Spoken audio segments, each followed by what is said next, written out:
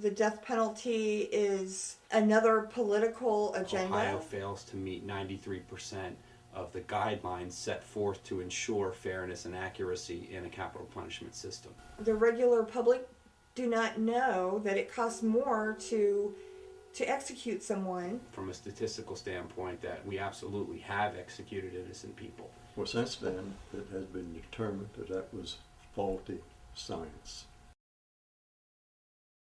I'm going to tell you what.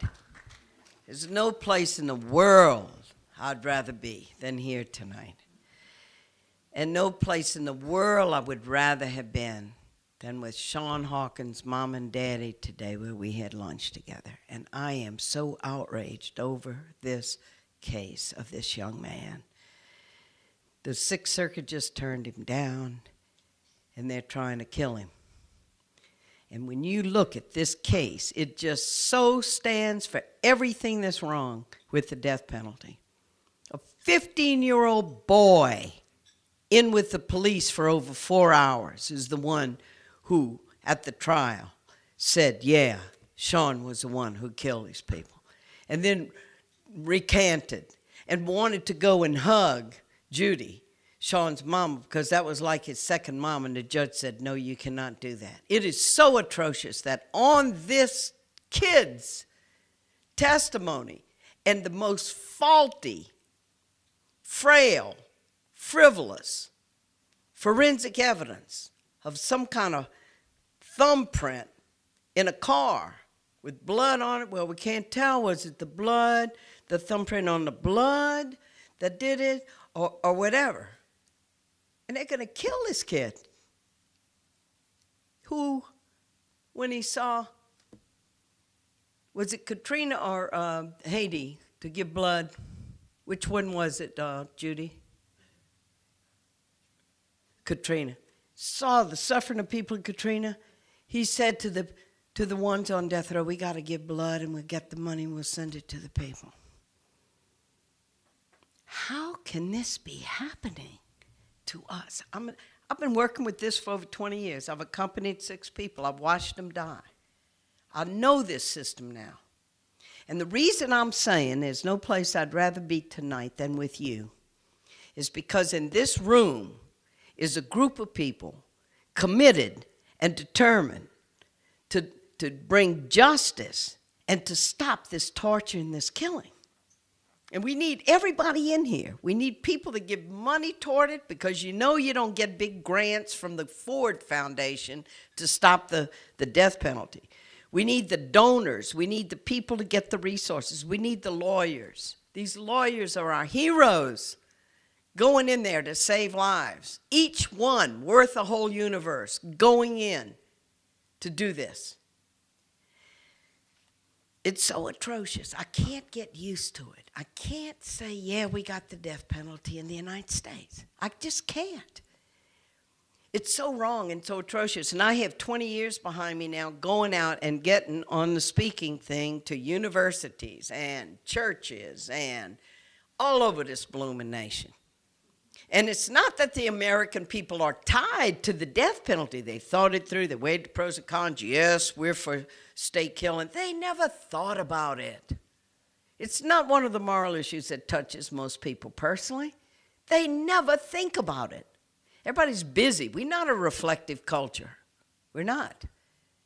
And so when you can get them in there, and yeah, the movie helped. You better believe the movie helped. And you know that movie came to be Against All Odds.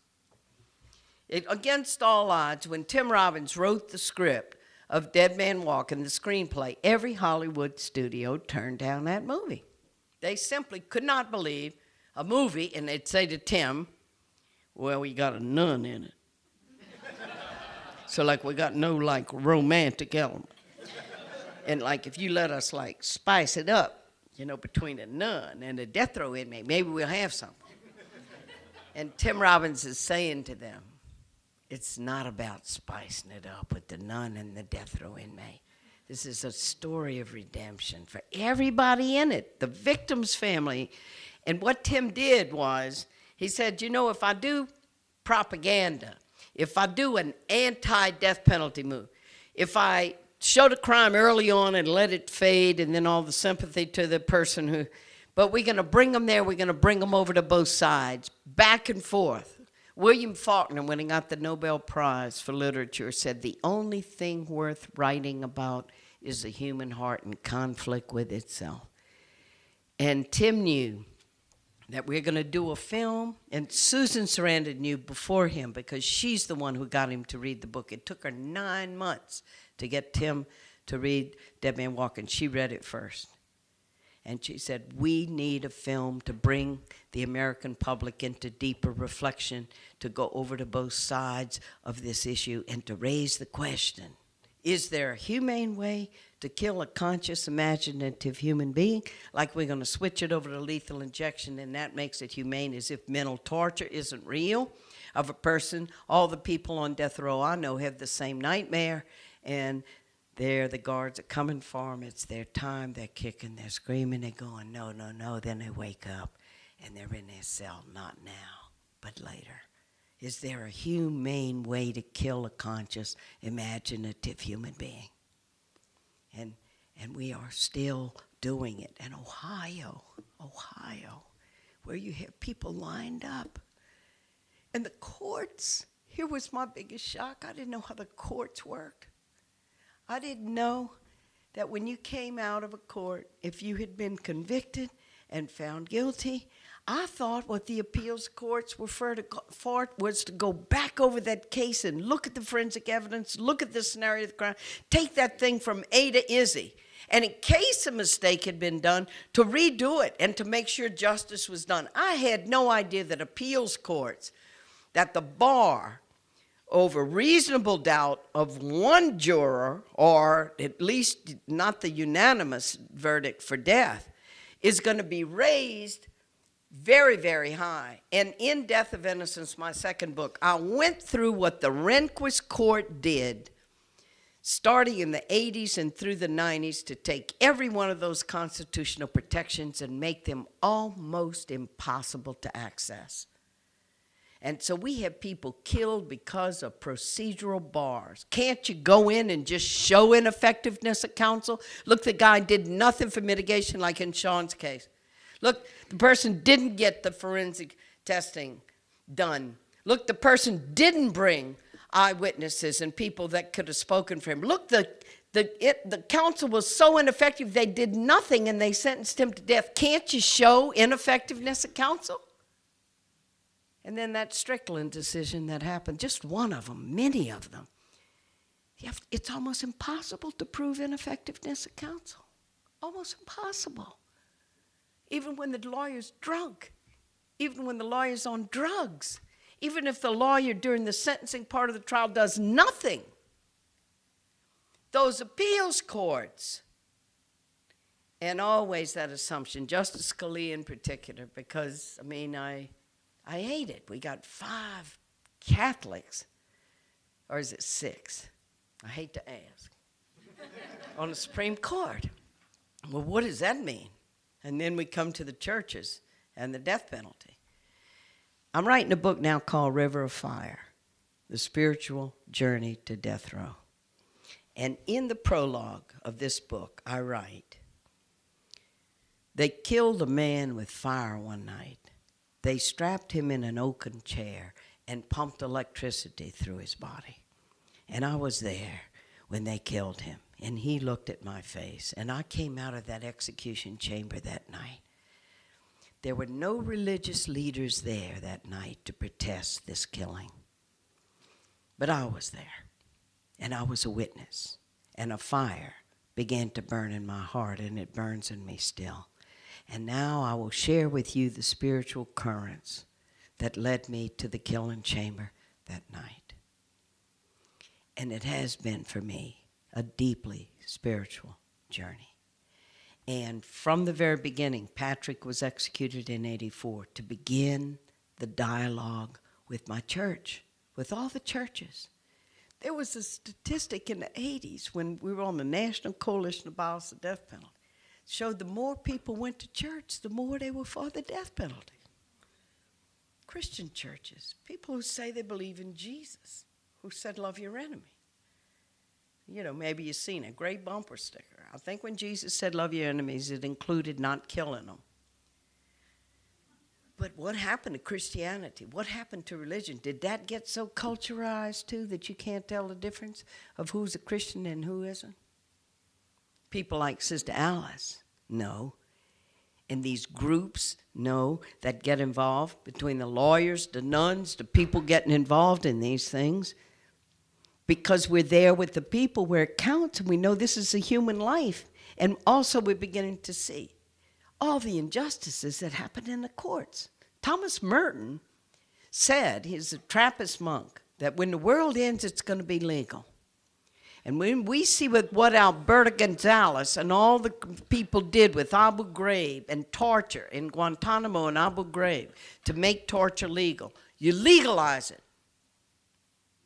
And the reason I love these lawyers and these people who are in there for people to try to save their lives is they know that the law, that you can use the law for anything and you can legalize anything. And these procedural bars that the appeals courts and the Supreme Court uses, Troy Davis that they just turned down again, 9 eyewitnesses at his trial saying Troy killed a person, and now 7 of them have recanted, all young people who were coerced and afraid, and even with 7 of them recanting, here you have the appeals courts going, well, we don't know if that's enough innocence stuff to just show that there's probable innocence. And they set the bar so high it becomes almost impossible to do. But the churches, it's dialogue. It's not just with the churches, it's with the people. Dialogue. People don't know. Discourse has never been more important in this country. And I don't know if you looked at Jon Stewart's rally for sanity and our fear. But what he did was, what he's saying to us is that we got to bring the discourse to the people. You cannot depend on the media. The media, for the most part, is owned by Murdoch and those people, and they got their slant, and they give the news, and we know the evening news, no matter what peaceful things have happened in this city during the day, is going to be about what violent crime happened in this city. We know that. We know what they do with media. It's us. It's a discourse. It's the people. So we talk and we write books and we spread the word. We write op-eds. We write letters to the editor. We get the word out. Just a little bit about the journey with my own church, the Catholic Church, which is strong on social teachings. Although for a long time maybe you didn't hear much about social justice and teachings of the church, but it's strong in the church. And of course, it was classic that you'd hear people say, well, I'm pro-life, I'm against abortion, but those murderers, that's another kind of ilk. They crossed the line, and then the young babies are innocent, but these guys are not innocent. And this is consequences of their doing what they did. And I mean, that was everywhere. And then the discourse begins. And what I want to share is that I was talking to everybody. The Catholic Church, like any Christian body, is primarily the people. 99% of believing bodies of people are the people. And so it was to get to the people. But all along the way, also to dialogue with the leaders. And in the second book I wrote, The Death of Innocence, there are 2 stories of 2 people I believe were innocent that I accompanied to execution. And one is Dobie Gillis Williams. If you read this, it is going to break your heart. He's an African American. He had an IQ of 65. Atkins happened 2 years after he was killed in the killing chamber in Louisiana. 2 years. If it had all happened 2 years earlier, Atkins would have saved his life. But sorry, it took the Supreme Court that long to finally come to a decision that maybe we shouldn't kill mentally challenged people. One of the last groups in the world to say we shouldn't kill mentally challenged people. Dobie Gillis Williams is the first story. All-white jury, white woman killed in her bathroom in a little town of Manny, Louisiana. Dobie didn't have a chance. All-white jury in every court in the land went, oh, well, that's not against his constitutional right. because the lawyer didn't raise a formal objection. Well, what was going on with the lawyer? And there you go, ineffectiveness of counsel, but no formal objection. No, the appeals court or the Supreme Court itself will look at the fact that here's a young black man on trial for his life, and the only word was the husband of the one who was killed, who claimed his wife before she died, says a black man killed me. And then goes out the bathroom window. Gave the exit route of Dobie. And you look at that crime scene, there was blood everywhere. The lady, poor lady, was stabbed on a toilet. And how Dobie snuck into that bathroom, didn't leave a fingerprint on the window ledge when he went out, and killed that woman, and got out, didn't have any blood on his clothes. So they said he had to have come in naked. The scenario is so atrocious that you think it could be on Saturday Night Live. Only the husband never checked into the husband because it was just a good old boys club. Dobie didn't have a chance. And his mama said all they ever talked to, all the DA talked to, and all they talked to in the media was that prosecution. They never told our side of the story. Dobie never had a voice. That's why I wrote the book. She said, Sister Helen, you got to be Dobie's voice because nobody ever heard his side. And she said, don't tell me that lady's dying. She's getting ready to meet God. And the last thing she's going to say is not, I love you, honey, I love the children, but out the bathroom window like she's going to give the clue. She's getting ready to meet her maker at the pearly gates, and she's going to give a little clue out the bathroom window. And so I tell this story, and the second story in the book is Joseph Adele, a man in Virginia, who said he was innocent. I mean, Sean was offered a plea that if he would plead guilty, that he would get 20 years or whatever. And he went, I'm not saying I'm guilty for something I didn't do. And here it is again. Here it is again in Sean Hawkins' life. And here's a man in Virginia, Joseph Adele. He said from the beginning. And he thought, you know, Denny LaBeouf, one of our really good lawyers on capital cases in Louisiana, she's working with the ACLU John Adams Project in New York to take the cases of people in Guantanamo to defend their human rights and constitutional rights. She said the most vulnerable person going into trial is an innocent person because they know they're innocent. And they figure, well, when they hear my story, when they hear all the people I was with who are going to get in there and going to be, you know, just going to say he was with us, this is where he was that night, they think, well, once they hear it, they're going to understand I'm not guilty. And, I mean, and that's in Sean's case, that was in Joseph Adele's case. They're in Virginia. And his appointed attorney was so crooked and so bad because he did a little test to see and found out that he's going to the prosecution and telling them everything. He said, I'll defend myself. And there's nothing more dangerous than a man who's going to defend himself when he doesn't even know how to impeach a witness or how to file a motion or how to object. He didn't have a chance in that. But Virginia is ready to kill him. And here comes an Innocence Project, Centurion Ministries in Princeton.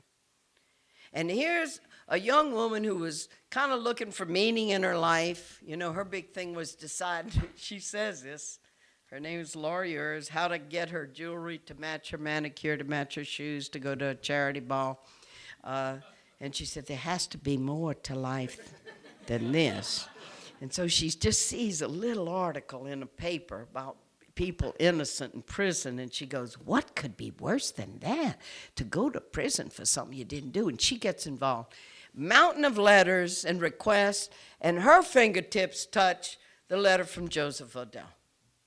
And so it begins. And she's going to Cape Cod on her vacation, armed with these transcripts of beginning to dig into these cases. And when you don't know anything, that was a way for me too. Wow, I'd never seen a transcript before. I didn't know what had happened. You learn. You begin to learn.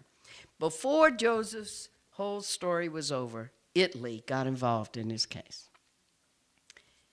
And the night Joseph Odell is killed by the state of Virginia, 5 million people in Italy were listening to radios to see what happened to Joseph Odell. He was all over the newspapers. And of course, in all that was going around in Italy about this man, Joseph Odell, the Italian parliament sends over a delegation. The mayor of Palermo, Leo Lucas Orlando, who had taken on the mafia, comes to Virginia and sees Joseph Odell and makes him an honorary citizen of Palermo and tells him, Joseph, if Virginia kills you, we will not let you be buried in Virginia soil.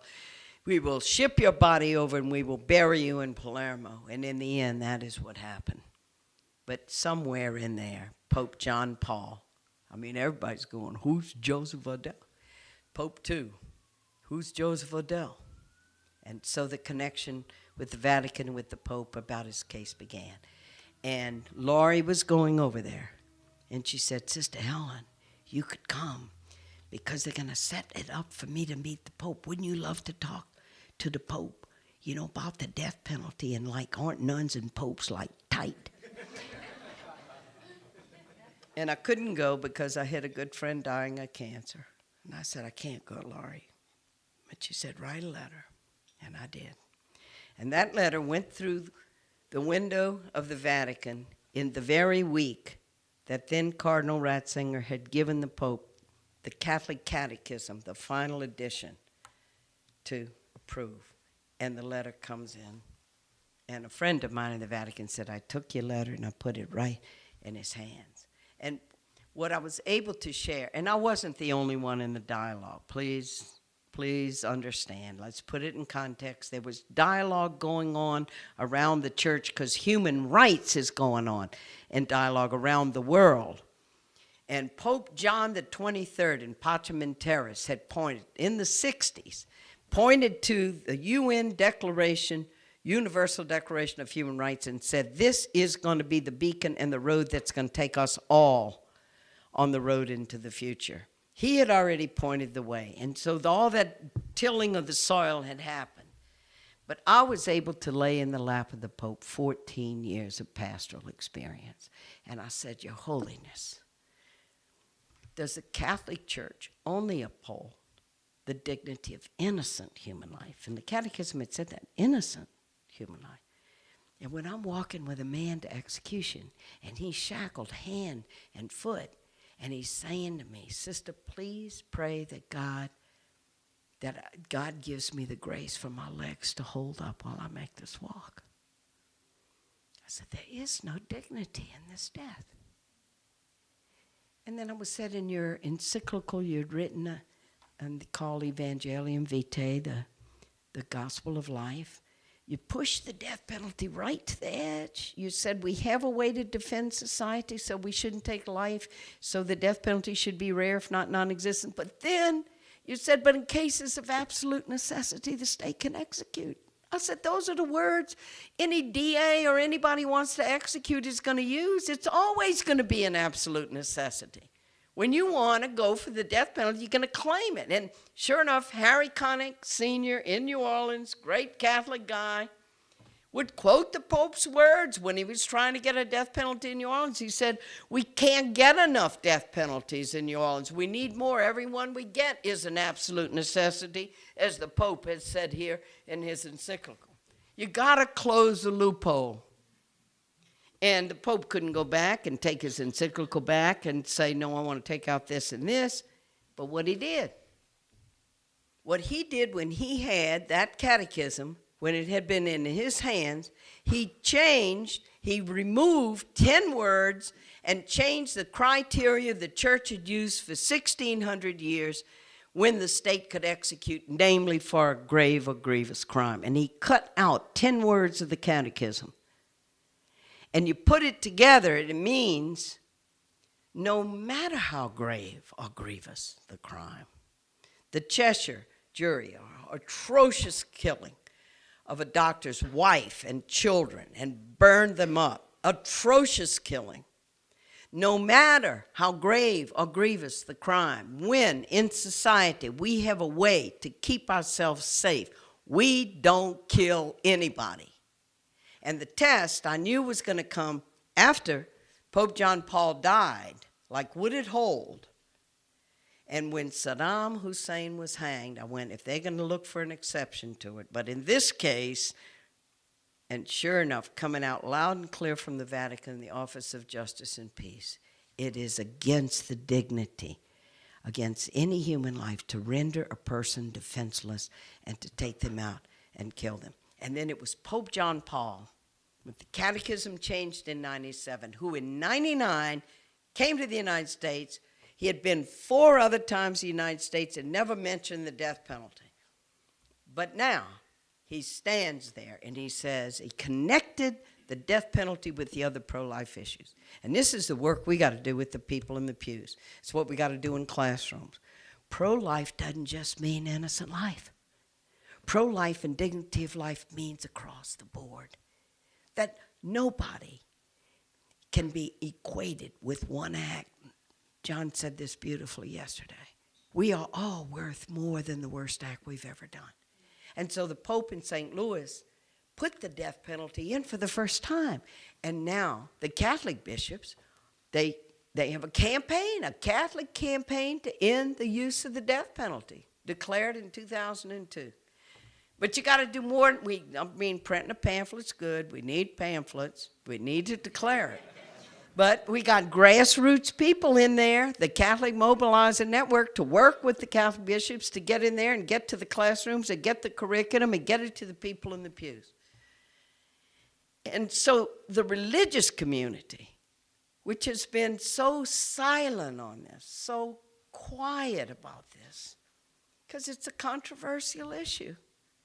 And clergymen getting up in the pulpit in their church, no, it's as controversial as somebody who's anybody. Because who are my constituents? Who are the people in my congregation? How are they going to receive it if we start talking about this? And we got to help everybody to do it.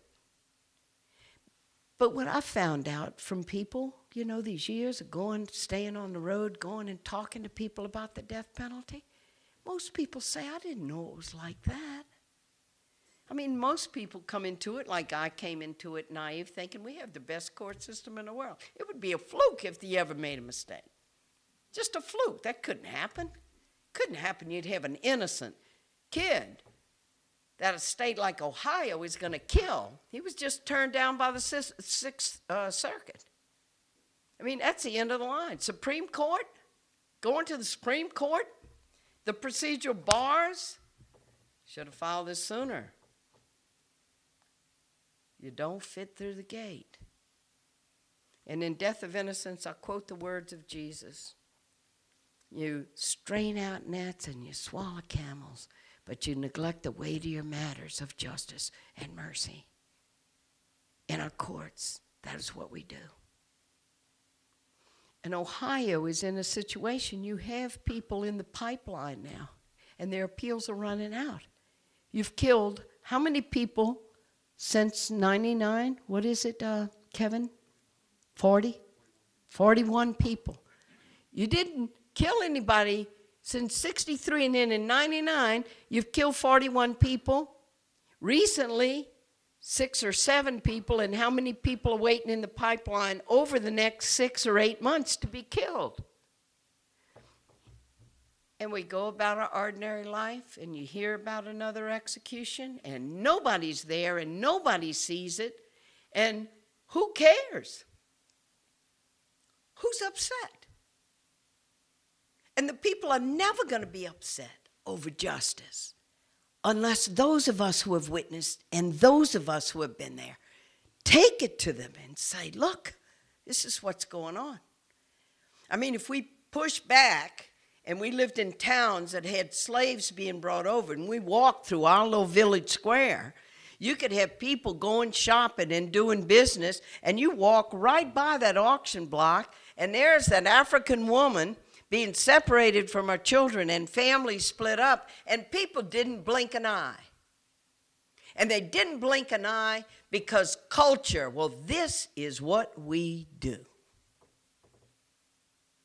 And it's spiritual awakening that cuts through culture. And it's spiritual awakening that cuts through law and legalisms. And I found the people, most of them just say, well, I didn't know it was like that. I didn't know that's what went on. When I came out of that execution chamber, when Patrick was killed, and I said to him, look at my face, I'll be the face of Christ for you. I couldn't believe they were killing him. When I wrote that first letter, I never dreamed they were going to kill us, man. I didn't know anything about the death penalty. I didn't even know when the Supreme Court put it back in 76. I didn't blink an eye. I didn't know. I was disconnected from all that, from poor people and what was happening to people. And when we're disconnected, it's not that we're bad. It's just that we're ignorant. And we don't know, and so we can't feel passion about it.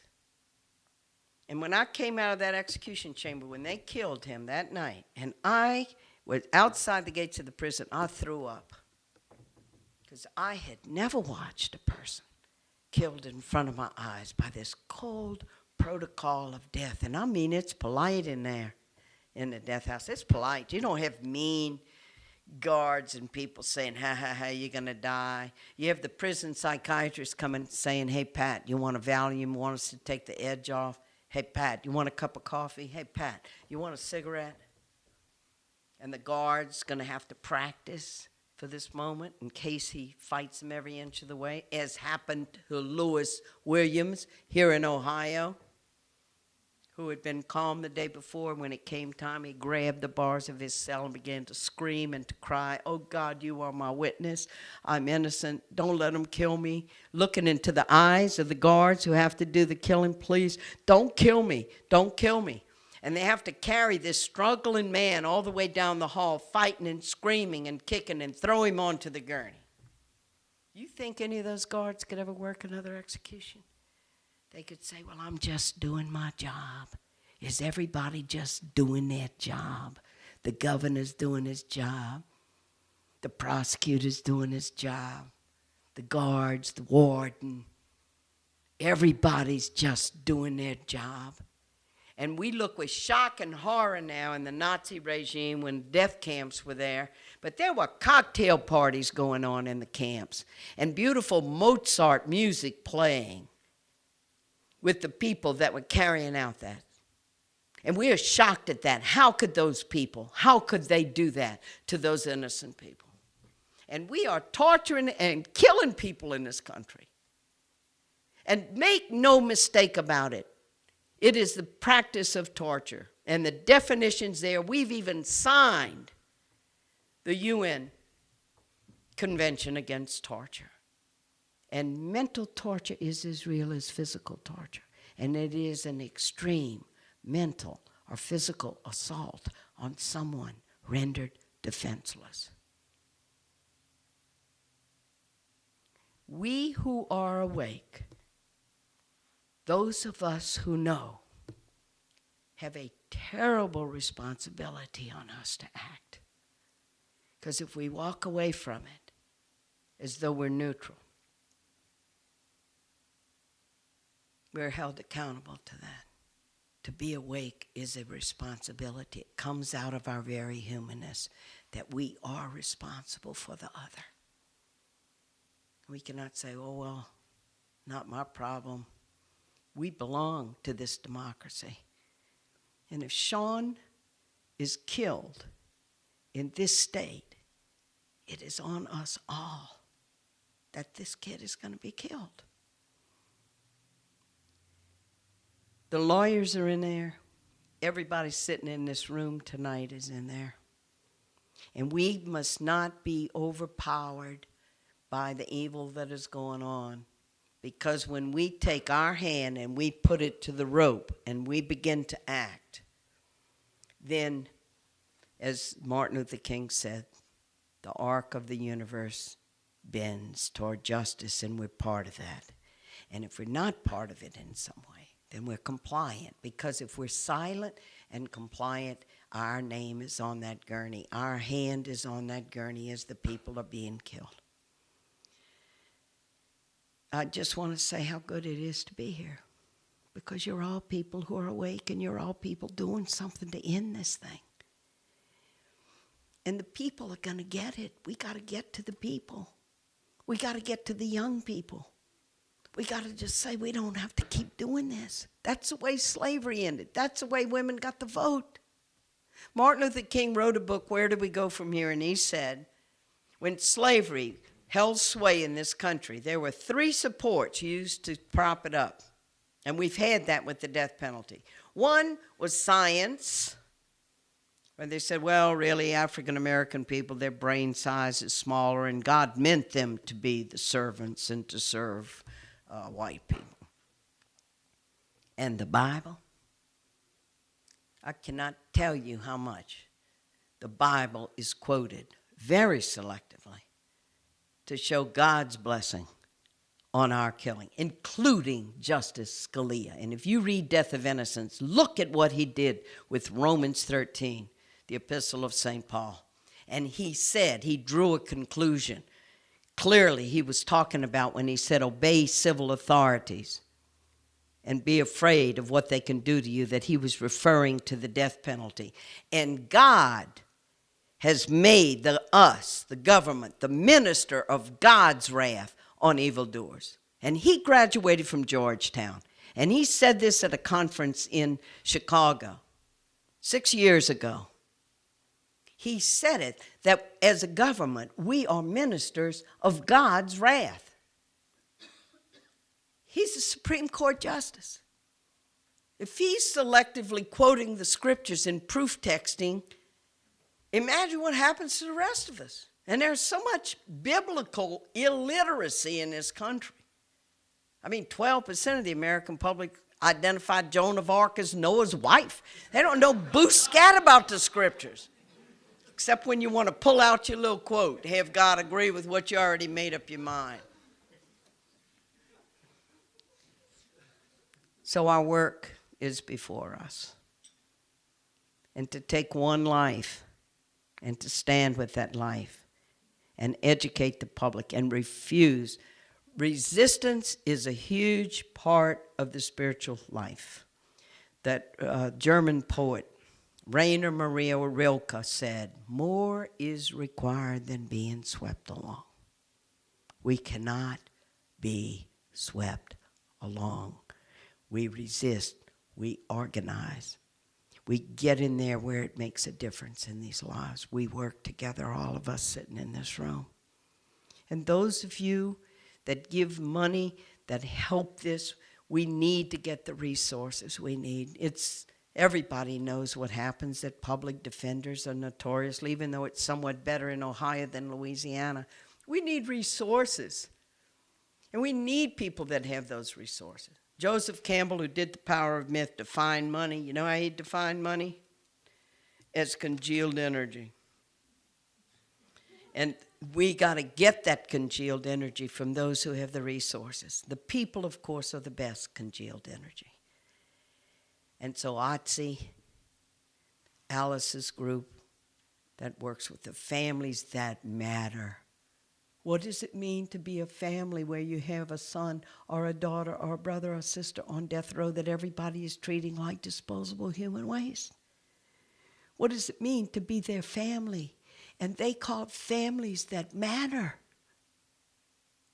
We need to be there on all sides. Victims' families. We need to be there for them. They are left alone. You know the big shock I got when I visited victim support groups?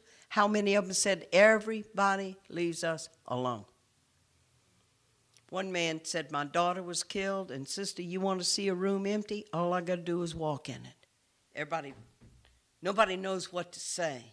Nobody knows how to deal with this kind of pain. And we got to be reaching out. For those who are Christians, I use the cross. Both arms of this cross. Victim's family needs us. And the perpetrator that we're trying to say is less than a human being and is identified solely with an act. And not even all of them guilty. This thing is so broken. It's passion we need. We need hearts on fire. We need people saying, I'm going to do my part, and being creative with our imaginations, our blazing imaginations, which we've been blessed with as human beings, to create alternatives and to begin to work with it. And so thank you for letting me be here tonight. Thank you, Sean's family. What a joy to be with you today. We're going to do everything we can not to let your son die. And know that tonight. And know that you have great dignity and great beauty and great worth in your son and in yourselves. And feel that tonight. Know that it's here. And it's going to be in the actions that when we all leave the room and the party's over, in the daily struggle to see what needs to be done, that Sean will not die. Thank you for who you are and for what you've given your son and what you give all of us.